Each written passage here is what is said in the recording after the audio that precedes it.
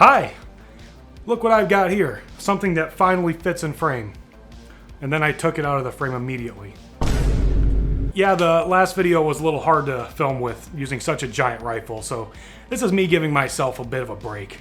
So in case you didn't already know, or your reading comprehension is as bad as mine, this is a Steyr AUG, or AUG, or as I like to call it, the Austrian butt stuffer. It'll make sense, just bear with me. So, first glance, looks kind of weird, doesn't it? Well, you may be surprised to find out that even though this thing looks so strange and futuristic, this was actually a rifle designed way back in the 1970s. Yeah, so this is a 5.56 caliber rifle invented by the ancient gun wizards over at Steyr in Austria, and turns out there's actually lots of cool shit that came from Austria. Things like the Glock, Beethoven, the composer, not the dog, Arnold the Governator, Mozart, the Glock again, and that one guy who killed Adolf Hitler. Okay, who the f*** made this list? I can't read. Now, the AUG is what I personally consider to be the most prolific bullpup to ever be fielded in a military. That's because the AUG was fielded in about 30 countries, with the largest user being Australia, who in their own independent military trials found out the AUG was actually superior to the M16 for their needs. And the other major users of the AUG include Austria, which makes a lot of sense because that's where it came from, and New Zealand, which also makes sense because you need a short compact rifle for the hobbit occupants of Middle-earth. So obviously it's no slouch when it comes to having a military track record, and it just has this undeniably distinct profile that is just instantly recognizable. So what is a bullpup rifle anyway? It's a term that I've already said a couple times in this video so far, and it's a word that gets thrown around a lot in the gun world, but if you're new to guns, it may not be so apparent as to what they are. So allow me to explain. It's actually pretty simple. So you see on this regular ass AR, you can tell quite obviously where the chamber and the bolt are, where the magazine loads into, all in relation to the position of the trigger. But a bullpup, like the AUG, you can tell that the magazine, the chamber, and the bolt are all located behind the trigger in the buttstock.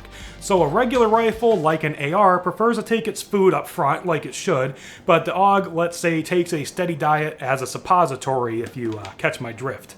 Many members of the gun community say that the AR shits where it eats, while the AUG eats where it shits. But why? It just looks so strange and unconventional, which is true, so why do this at all? Well, the greatest benefit is compactness without sacrificing barrel length. And that's important because rifles like the AUG, the barrel starts all the way back here. This allows the AUG to boast superior ballistics as compared to a different rifle in the same caliber that simply has a shortened barrel. And this is huge because you can get a full 16-inch barrel in a package that isn't much larger than an Uzi. So you essentially get the compactness and maneuverability of a submachine gun, but with the f*** your dad stopping power of a full-size rifle. So when you're running a conventional firearm like this AR here, all your controls are right in front of your face. They're easy to see, and more importantly, they're easy to reach. But if you take a firearm's guts out and cram them up its own ass, the controls get a little weird and hard to work with, which understandably doesn't sit well with many people. For example, you can see how easy it is to drop a magazine and insert a new one with this regular AR, but with the AUG, it takes a little more practice to hit the release and load a fresh magazine. Secondly, on average, bullpups typically have worse triggers than conventional rifles.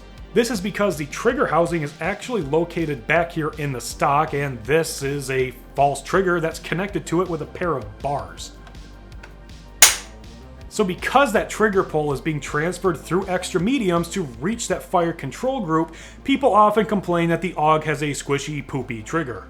But wait, it's time for... Oh my god! Yeah, it's really not that bad.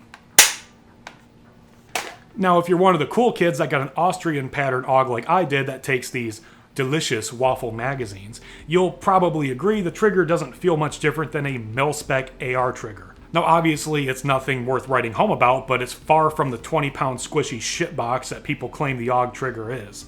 Likely, the NATO variant of the AUG that takes standard AR-15 magazines is the culprit for the AUG's trigger poopiness that everybody talks about.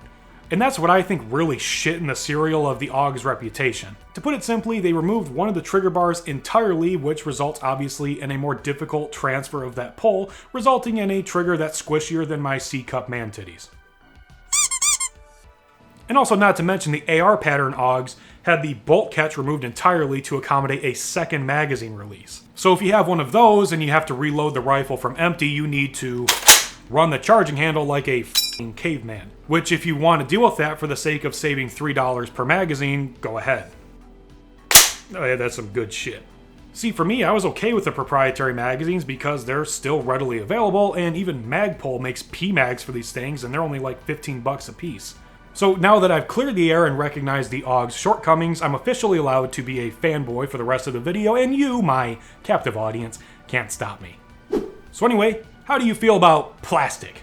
That's right, even though this thing predates Magpul and plastic fantastics like the Glock, it's actually constructed with a lot of polymer, which is something that was really unheard of back in the 70s because pretty much anything that wasn't an AR was made of hardwood and blued steel. The entire stock, baby shit green plastic. The trigger, black plastic. The magazines, waffle plastic. The entire f***ing fire control group, you guessed it. Plastic! Now this isn't a bad thing, even though plastic gun parts will turn the stomach of every FUD and old geezer you've ever met. The weight savings, ease of manufacture, and retained durability are undeniable. How do you feel about jerking your barrel off?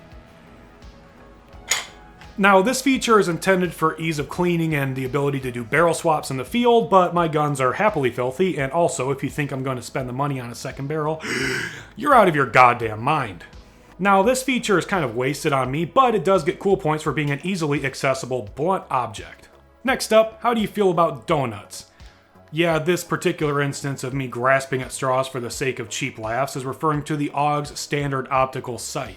See, back in the old days, AUGs would come from the factory with a standard issue 1.5 power scope already attached to the rifle, and that scope featured a reticle that we affectionately call the Donut of Death. Here's what it looks like. Now on the subject, I know there's a fat joke hidden here about donuts and heart disease and death, but I'm just going to spare you the self-deprecation.